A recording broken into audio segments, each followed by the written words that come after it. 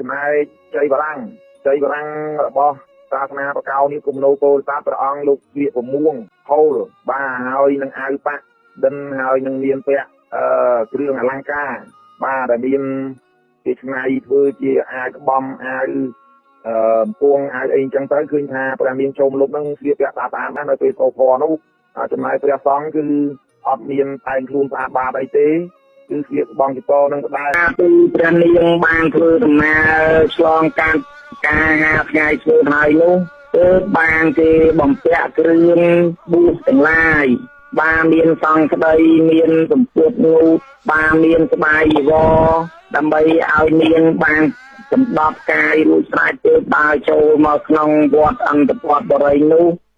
បរាំងនឹងខាងគេបរាំងព្រោះលាក់វត្ថុបុរាណអត់ហ៊ានឲ្យមកអស់ទេឲ្យមកមួយឲ្យមកទាំងអស់ខ្លាចខ្មែរភ្នាក់ខ្លួនដឹងតែខ្មែរហ្នឹង